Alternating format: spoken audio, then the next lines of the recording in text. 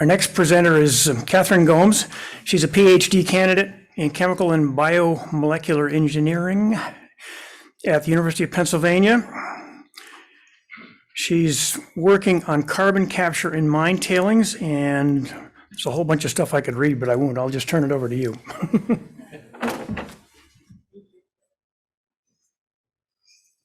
Good morning, ladies and gentlemen. I came all the way from Pennsylvania to be here with you, and this has been an awesome conference so far. So thank you. And also thank you to the conference organizers for letting me speak to you.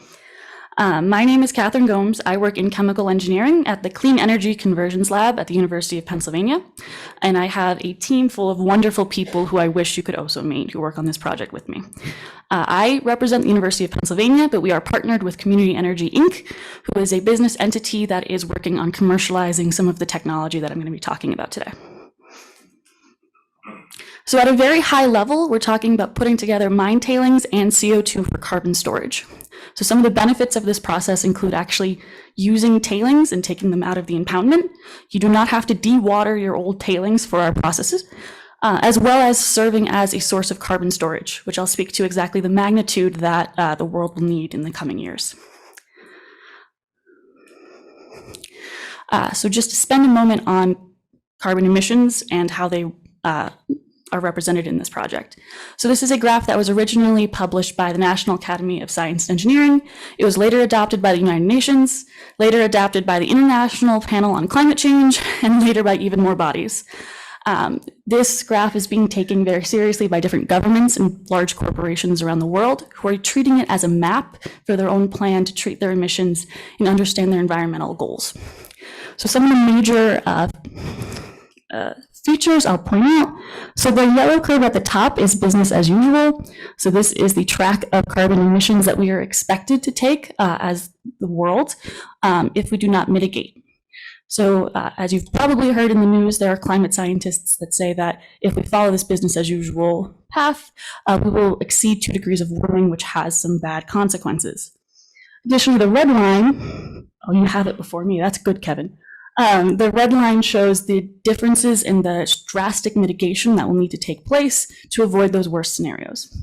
But what I'm really interested in is the colored areas of this graph. Just start with the green.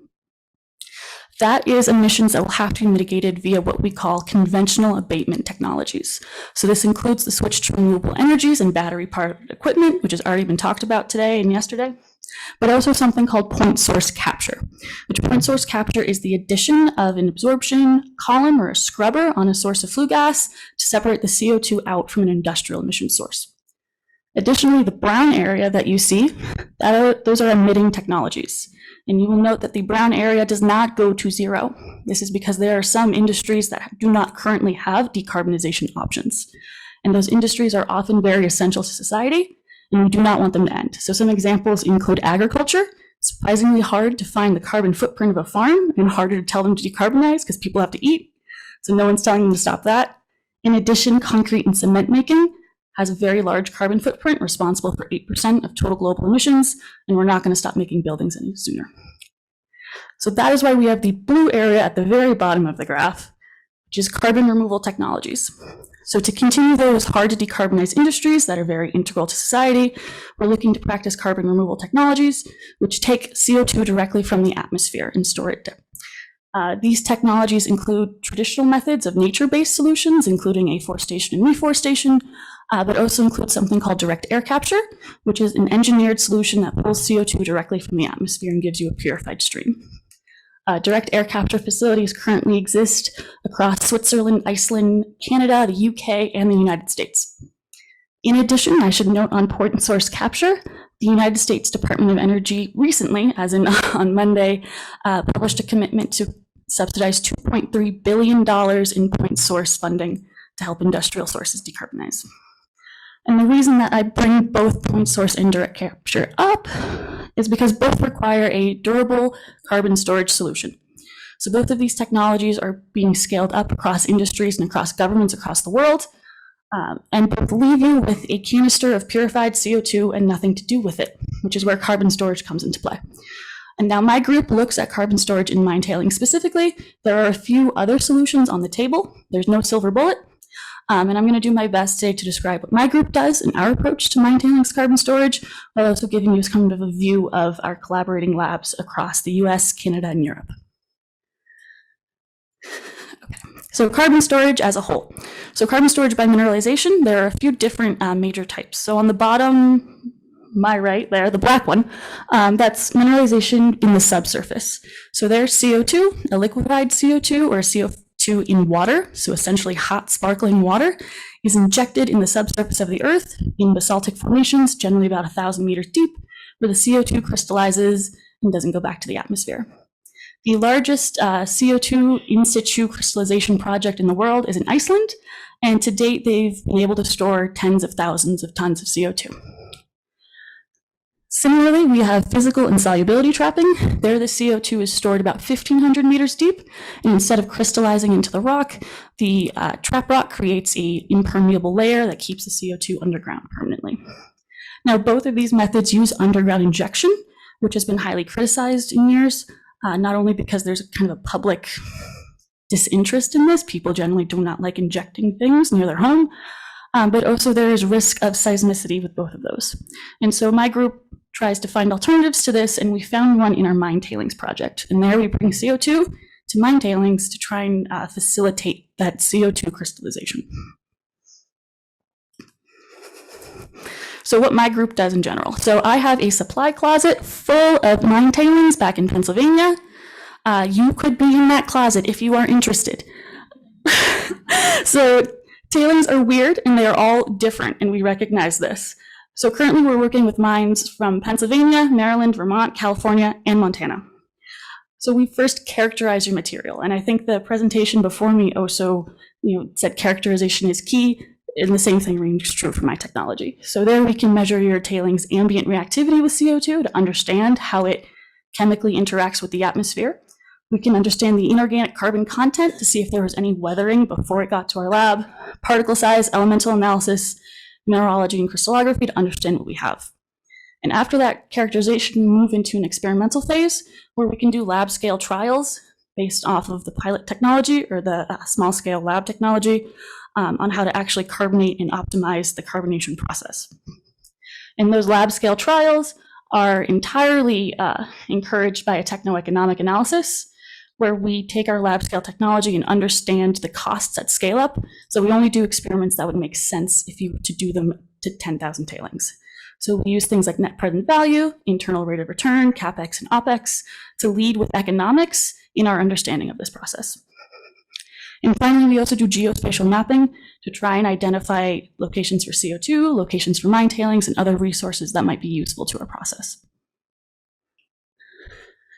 So I'm going to talk about rock weathering, and I know that I'm in a room of geochemists, so please humor me, because I promise this is in service of a point. So if you have a mineral with magnesium in it, and you have CO2 in the ambient air, we see through acidic rain that the magnesium will eventually leach out. The atmospheric CO2 will be drawn to it. CO2 will become carbonate in solution, and you will get a magnesium carbonate precipitate. And the reason that I show you Sesame Street-esque enhanced weathering diagrams is just to say that my team has been able to take the inspiration behind this natural process and recreate it in the lab, because this natural process occurs over geologic timeframes, and that's not what climate investors are looking for, so we can speed up the process.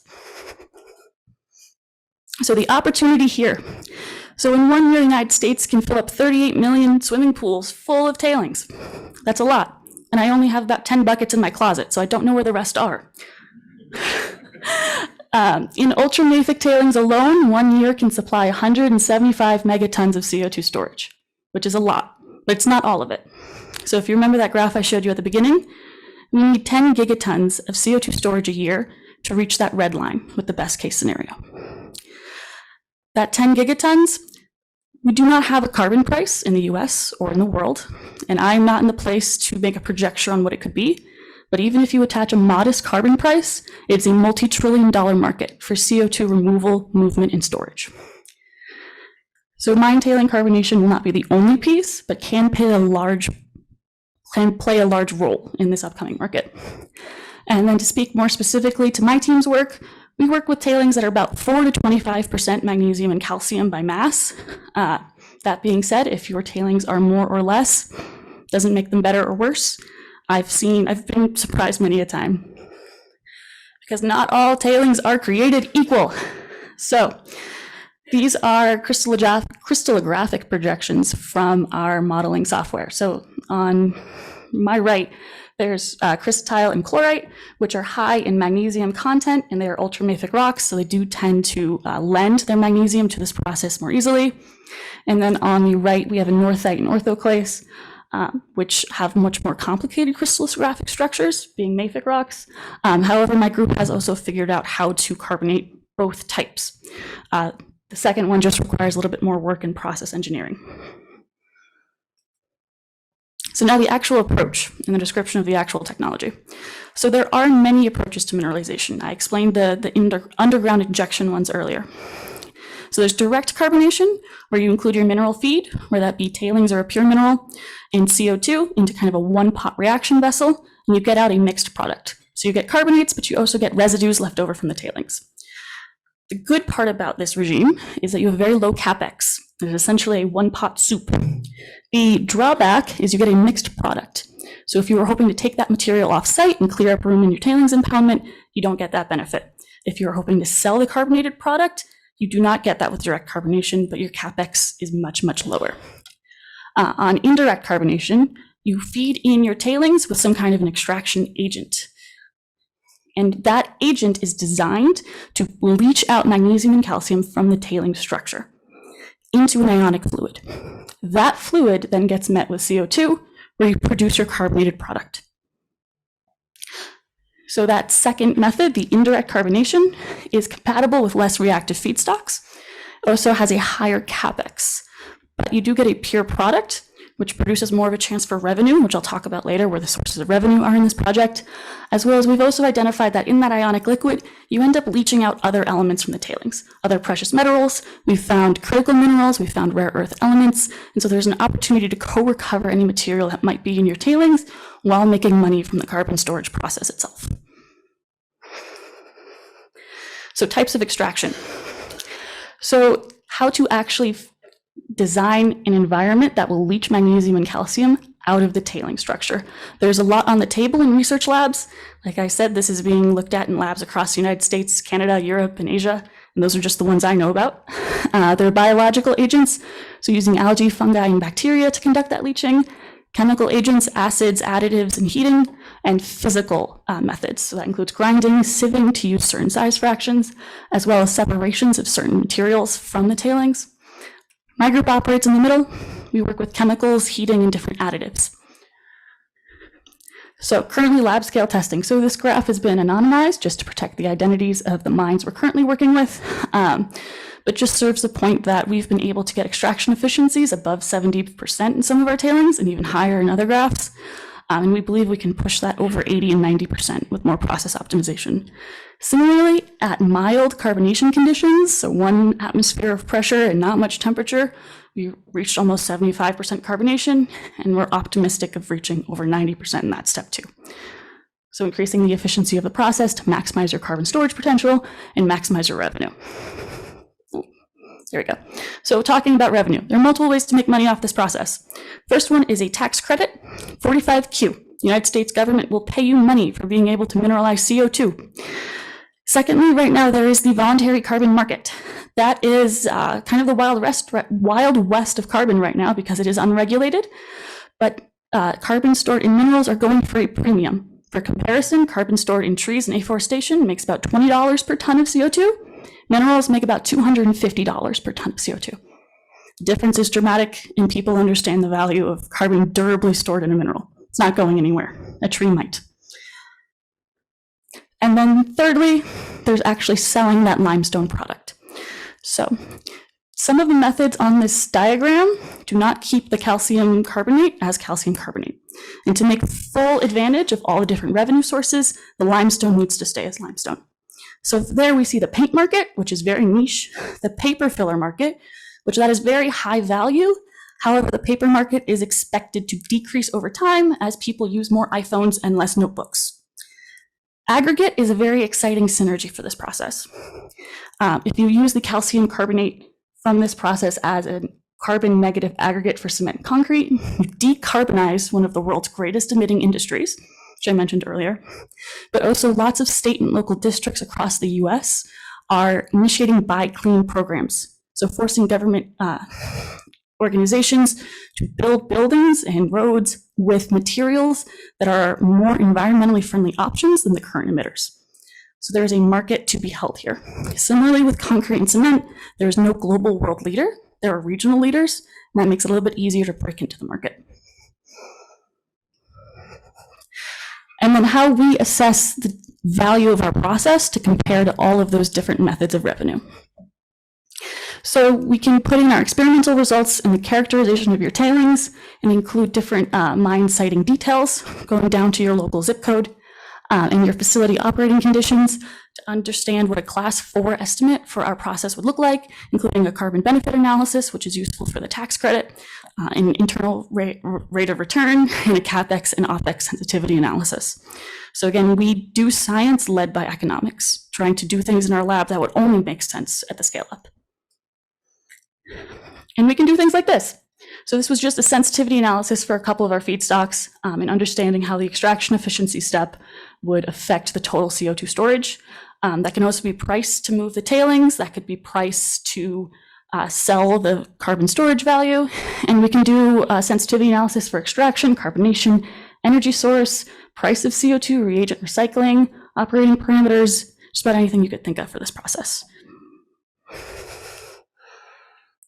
So just as a final summarizer, so we're taking tailings off of your hands, including CO2 in them, and then using them to make durable carbon storage, which is very highly valued right now, decarbonizing concrete, and also valorizing your mine wastes and taking them, again, off of your hands to try and use them. And we've seen success at the lab scale. We also conduct life cycle assessment for this process, which means that we do an accounting of all the carbon expended in the energy needed to conduct it and compare it to the carbon stored to make sure that we're carbon negative, because that's an important part about making revenue off of this process. And then again, we keep our eye always on the techno economics, because that is what guides us home at the end of the day. Before I give it up to questions, I just want to thank my business partner for being here with me, the conference again for letting me speak to all of you, and our funding. Those are our websites if you'd like to find us. And secondly, these are my references because I'm academic, but also these are great resources if you actually want to hear more about this, and not from me. I recommend taking a picture of this. So with that, if I can, I'll open it up for questions. Cool.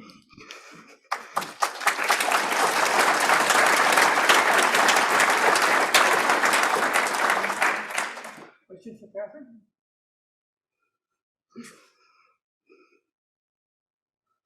Hi, Catherine. Hello. I'm a graduate of Penn, class of '83 geology. Ooh. And I'm a geochemist. Is this on? Is it useful to have it on or not? Yes. Anyway, thanks for coming. Yeah. Really awesome science, exciting. I'm wondering if you've done any kind of an audit on the percent of tailings that are produced that have the mineralogy you need. Because it seems to me that you're really focused in mafic and ultramafic mineralization from what you've shown us, and I think the magnesium and other mineral sources may to varying degrees be less available. That's a good question. So the focus on the mafic and the ultramafic tailings actually comes from the fact that's what our ARPAE grant was based off of, not some kind of a selectivity on what is best for the process. And altogether, we've seen minerals with like 4% magnesium, calcium as a basalt tailing work with this process as well. So really, we're just trying to get a wide range of tailings to understand what tailings react best to which extraction environments to help kind of create that scale and that understanding that you talk about. Do you have an information resource that we as practitioners can share with our clients? I do a lot of tailings work in a lot of places, so that we can get you information on what those sites look like. And yeah, so two things. The first one is that third bullet, the Columbia Report on Carbon Mineralization. Chapter 5 is all about mineralization of mine tailings. And then the other place I would send you is not on this slide. It's called the CDR Primer. You can find it at cdrprimer.org. I am not paid for that advertisement. And that also has a description of how this process fits into other carbon removal and carbon storage technologies. sure. So what I'm thinking though is when I go to a mine site, I'm not going to get the environmental manager to sit down and read this with me. But if I had a one-page summary with information on where they can provide information or learn more, I think, you know, we can share that on your behalf. Thank you. That's actually, thank you for clarifying. That's actually the second bullet. So we have one on our website. Okay, Thank you. thanks. Yeah, if you could just go back really quickly, I kind of wanted to speak a little bit more on that presentation of the CO2. But I think you had the diagram where it said that basaltic rock. Might be a silly question, but like, what happens after that? Like, once it's been crystallized? So to my best of my knowledge, after it crystallizes, the CO2 is carbonate down there, so it's limestone. And so it integrates in with whatever geologic bodies are there already. And again, the project I mentioned that does that to scale is called CarbFix. Other questions? Is there any effort to look at waste rock in addition to tailings? Natural weathered or waste rock or waste enhance that? We haven't done it in our lab yet, but I see my business partner nodding, so I think that we can, and that's a good sign.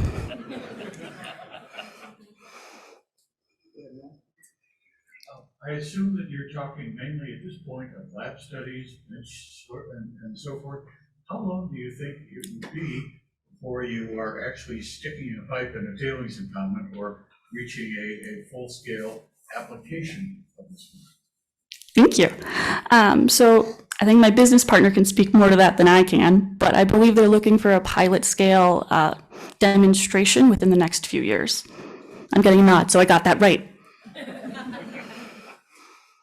Language is kind of along the same lines. So with the mine tailings, are you essentially, you kind of just at the stage where you're trying to figure out which mine tailings work best for carbonization? And then with the proposal be to take these, where some commercial entity would take the tailings off of the mine site and do the processing, or are you proposing processing with the mine site? That's a good question. So right now we're working with the tailings that we have to figure out process optimization. So thinking about the mines that are already interested, what is their most economic option, and seeing what comes out of the lab. And then from there, we've actually done studies in the economic model on transport and how transport is both emissions intensive and also expensive. And so the best case scenario is when the CO2 and the mine tailings are located as closely together as possible. And of course, that isn't always the case. And so that can be done in the model to figure out whether it's best to bring tailings to CO2 or CO2 to tailings.